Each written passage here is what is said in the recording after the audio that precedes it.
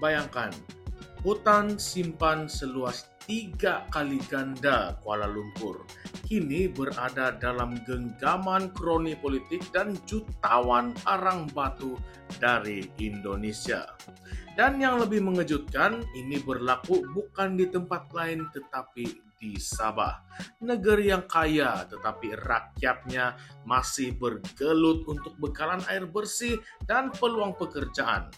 Siapa yang jual Sabah? Siapakah dalangnya? Dan apakah benar Ketua Menteri sendiri terlibat dalam skandal ini? Jangan kemana-mana kawan-kawan, karena pendedahan ini akan menggegarkan politik Sabah. Salam sejahtera dan selamat datang sekali lagi ke channel ini Current Sphere NY. Rakyat Sabah sekali lagi dikejutkan dengan satu lagi skandal yang mengecewakan. Bagi Daniel John Jambun, Presiden Borneo's Plight in Malaysia Foundation dan Change Advocate Movement Sabah, ini bukan lagi sekedar isu pentadbiran, tetapi satu pengkhianatan terang-terangan terhadap kedaulatan Sabah. Menurut Daniel, kerajaan negeri yang dipimpin oleh Gabungan Rakyat Sabah GRS di bawah Ketua Menteri Datuk Seri Haji Jinor telah sekali lagi menyerahkan kekayaan bumi Sabah kepada pihak luar. Kali ini dalam bentuk lesen penerokaan lombong arang batu seluas 70.000 hektar. Kawasan yang hampir 3 kali ganda besar berbanding dengan Kuala Lumpur. Apa yang membuatkan pendedahan ini lebih membakar darah ialah hak tersebut diberikan kepada sebuah syarikat yang baru saja ditukar milik kepada Farhas Wafa Salvador, bekas setiausaha politik kepada Perdana Menteri Anwar Ibrahim dan juga Aminuddin Botak Mustafa. Dua tokoh yang dikaitkan rapat dengan elit politik Semenanjung. Syarikat ini hanya beberapa minggu saja dimiliki oleh mereka sebelum diluluskan lesen oleh kerajaan negeri. Soalnya, adakah ini satu kebetulan ataupun konspirasi yang dirancang dengan licik? Daniel John Jambun tidak berselindung apabila menyatakan ini bukanlah pembangunan, ini adalah rompakan di siang hari. Bagaimana mungkin kekayaan bumi Sabah, termasuklah arang batu yang menjadi aset penting masa hadapan, diberikan kepada kroni politik dari luar, sedangkan rakyat Sabah sendiri masih menunggu peluang pekerjaan dan pembangunan infrastruktur asas seperti air yang bersih dan juga bekalan elektrik. Sangat menyedihkan apabila institusi tempatan seperti Yayasan Sabah, KPD, dan koperasi tempatan yang sudah berpengalaman luas dalam pengurusan sumber bumi disisihkan begitu sahaja. Mengapa perlu diswastakan kepada syarikat yang berpangkalan di Kuala Lumpur dan dimiliki oleh orang-orang yang langsung tidak ada kepentingan untuk memajukan Sabah? Lebih membimbangkan, syarikat Sabah Mineral Management Sdn Bhd ataupun SMM yang dipengerusikan oleh Haji J sendiri kini dikaitkan dengan pelbagai skandal rasuah. Termasuklah tuduhan pemberian lesen secara tidak telus, suapan politik dan ugutan terhadap pemberi maklumat. Ingat kembali, klip video yang viral sebelum ini menunjukkan beberapa wakil rakyat Sabah berbincang soal suapan dan habuan politik. Dan apabila usahawan Albert Tay, salah seorang pemberi maklumat, tampil membongkar penyelewengan ini, beliau bukan sahaja tidak dilindungi, malah dibiarkan terdedah kepada ancaman bunuh. Lebih mengecewakan, Suruhanjaya Pencegahan Rasuah Malaysia SPRM seolah-olah bertindak sambil lewat. Bekas Ketua Pesuruhjaya Latifah Koya turut mempersoalkan sikap pasif SPRM dalam menyiasat isu ini. Bukankah ini menunjukkan sistem telah dimanipulasi untuk melindungi pihak tertentu? Jika kita kembali kepada rekod yang lalu, Ini bukanlah kali pertama GRS dikaitkan dengan pemberian tanah dan sumber kepada pihak luar.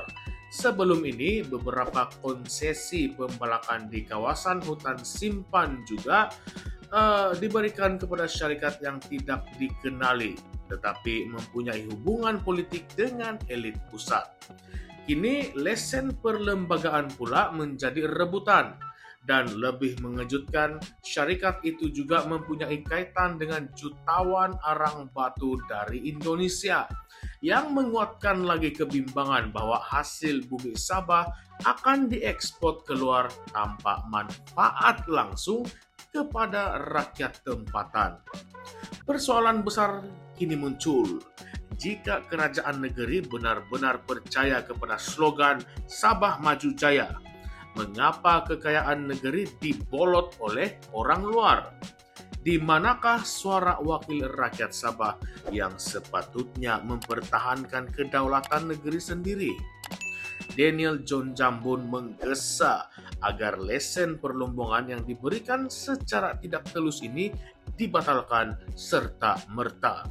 Beliau juga turut menuntut audit forensik penuh terhadap Sabah Mineral Management Sendirian Berhad serta pendakwaan ke atas semua individu yang terlibat dalam penjualan sumber negeri kepada kroni politik.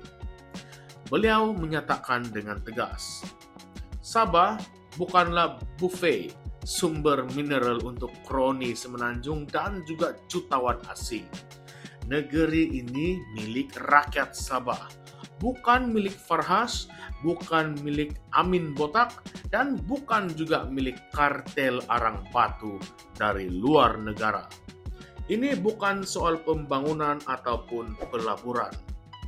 Ini adalah soal kedaulatan negeri, soal maruah rakyat Sabah, dan soal masa depan generasi akan datang. Sekiranya kita terus berdiam, maka Sabah akan menjadi koloni ekonomi kepada elit semenanjung dan juga pelabur asing. Dan kita hanya akan mewarisi tanah yang sudah digondol, sungai yang tercemar, dan rakyat yang terus miskin. Baiklah, kita ada beberapa persoalan.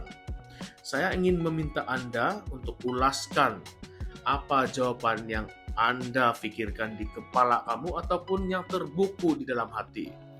Bantu saya jawab soalan-soalan ini. Persoalan besar di sini, apakah ini satu perancangan sistematik untuk menguasai Sabah melalui ekonomi dan politik?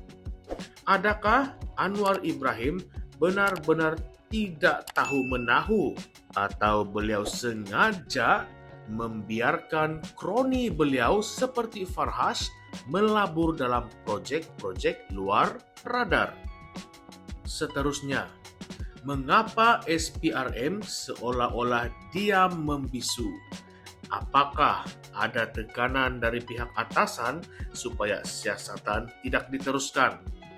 Adakah ini sebabnya GRS sanggup bekerja sama rapat dengan Putrajaya demi mendapatkan perlindungan politik?